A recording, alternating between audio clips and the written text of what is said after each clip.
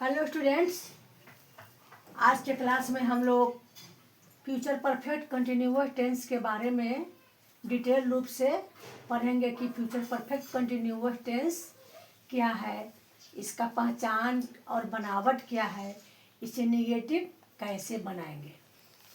तो future perfect tense जो कार्य भविष्य में यानी आने वाले समय में होता हुआ रहेगा, लगातार होता हुआ रहेगा, उसे फ्यूचर परफेक्ट कंटिन्यूअस टेंस कहा जाता है। इसमें कार्य एक परफेक्ट टाइम पर शुरू होकर और परफेक्ट टाइम पर ही समाप्त हो जाता है। यानी इसमें कार्य एक परफेक्ट टाइम पर प्रारंभ होकर कुछ दिन लगातार जारी रहकर और परफेक्ट टाइम पर ही समाप्त हो जाता है, इसीलिए इसका नाम फ्यूचर परफेक्ट कंटिन्यूअस टेंस रखा गया है। अब इसका पहचान हम कैसे पहचानेंगे कि कौन सा sentence future perfect continuous tense का होगा। तो यहाँ पर इसके लिए डिटेल रूप में लिखा हुआ है कि यदि सेंटेंस के लास्ट में ता हुआ रहूँगा, ती हुए रहूँगी, ते हुआ रहेगा, ता रहेगा, ती रहेगी, ता रहा होगा, ती रही होगी, ते रहे होंगे आदि लगा रहे तो यानी इत्यादि लगा रहे तो यह sentence future perfect continuous tense का होगा।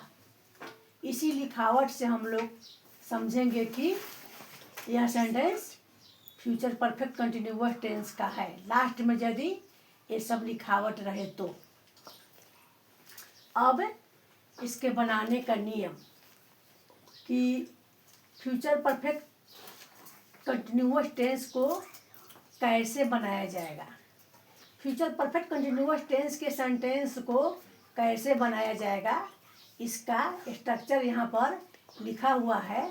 सब्जेक्ट प्लस शैल या will plus have plus been plus verb का चौथा रूप प्लस ऑब्जेक्ट।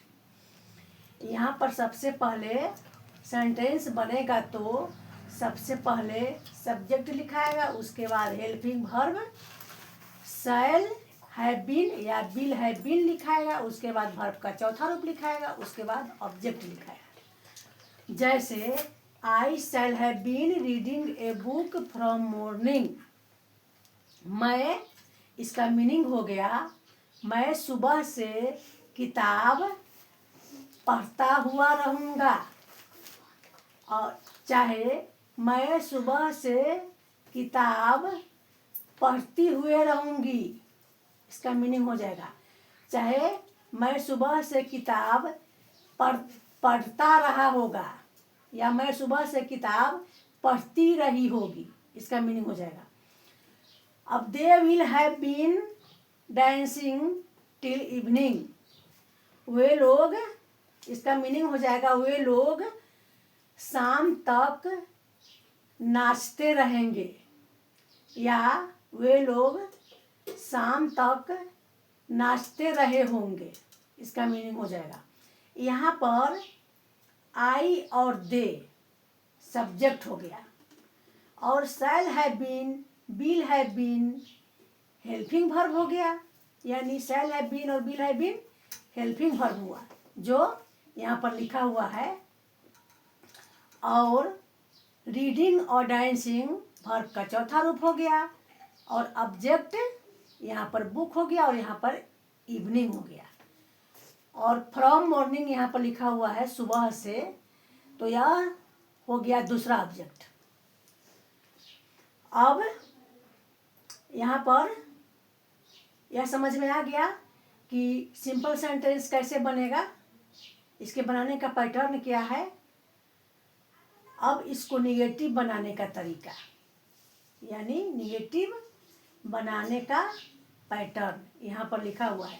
सभी पैटर्न सेम ही रहेगा, यानी सभी pattern future perfect continuous tense के सिंपल सेंटेंस के स्ट्रक्चर जैसा ही रहेगा।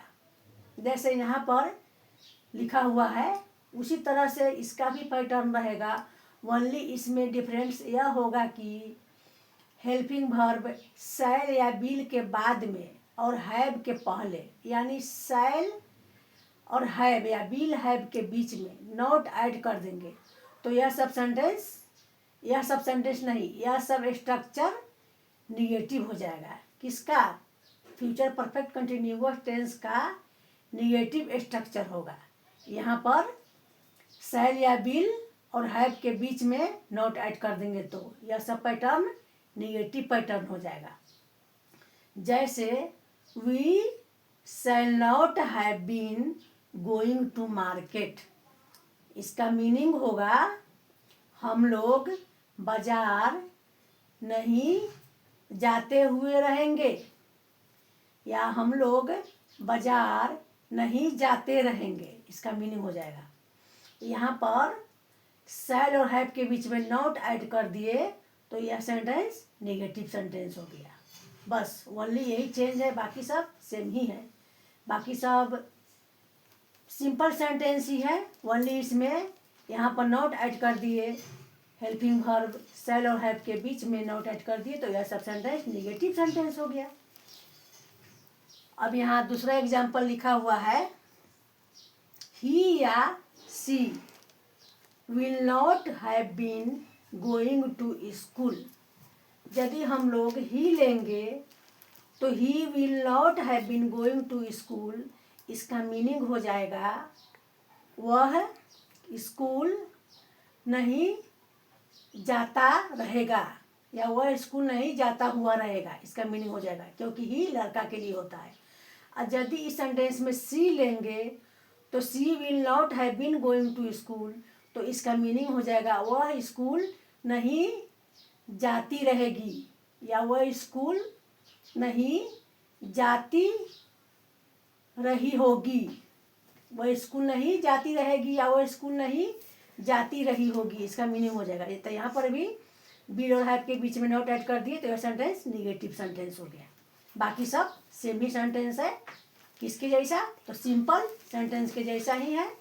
इसमें ओनली यही चेंजिंग होता है कि यहाँ पर विल और हैव के बीच में नॉट ऐड कर दिए तो यह सेंटेंस निगेटिव सेंटेंस हो गया। अब तीसरा एग्जाम्पल है, Ram will not have been playing in the field. Ram will not have been playing in the field, इसका मीनिंग हो जाएगा राम मैदान में नहीं खेलता रहेगा, या राम मैदान में नहीं खेलता रहा होगा, इसका मीनिंग हो जाएगा। अब यहाँ पर भी उसी तरह से विल और हैव के बीच में नॉट ऐड कर दिए, यानी विल के बाद और हैव के पहले चाहे बीच में, विल हैव के बीच में नॉट ऐड कर दिए तो यह सेंटेंस निगेटिव सेंटेंस हो गया। तो यह इस सेंटेंस को बनाना बिल्कुल आसान है, क्योंकि सभी पैटर्न सिंपल सेंटेंस के जैसा ही पैटर्न है। ओनली इसमें थोड़ा सा चेंजिंग यह होता है कि नॉट ऐड करना होता है हेल्पिंग वर्ब शैल या विल के बाद में और हैव के पहले, यानी शैल हैव के बीच में या विल हैव के बीच में नॉट ऐड कर देते हैं तो यह सब सेंटेंस निगेटिव सेंटेंस रहता है और इसका पैटर्न निगेटिव पैटर्न हो गया यहाँ पर। अब इसमें कन्फ्यूजन होगा कि शैल कहाँ पे लगता है और विल कहाँ पे लगता है, यानी शैल कहाँ पर लगेगा और विल कहाँ पे लगेगा। तो हम पहले भी बता चुके हैं, अभी भी बता देते हैं कि फर्स्ट पर्सन सिंगुलर नंबर और प्लूरल नंबर, यानी आई और वी के साथ, आई और वी के साथ शैल का प्रयोग होता है और बाकी सभी के साथ विल का प्रयोग होता है। तो इसीलिए यहाँ पर आई के साथ शैल का प्रयोग हुआ है, शैल है बीन, और वी के साथ भी शैल का प्रयोग हुआ है, और बाकी सभी है, दे है, ही है, सी है, राम है या यू है, उसके साथ विल का प्रयोग होगा, विल है बीन या शैल है बीन। तो अब समझ में आ गया होगा आप लोगों की कौन सा सेंटेंस किस टेंस का है, यानी फ्यूचर परफेक्ट टेंस का है, और कौन सा सेंटेंस को कैसे निगेटिव बनाया जाए, कैसे उसको पॉजिटिव बनाया जाए, ये सब बाकी पैटर्न आप लोग को समझ में आ गया होगा। तो आज का क्लास इतना ही तक रहने देते हैं और फिर मिलते हैं नेक्स्ट क्लास में। Thank you.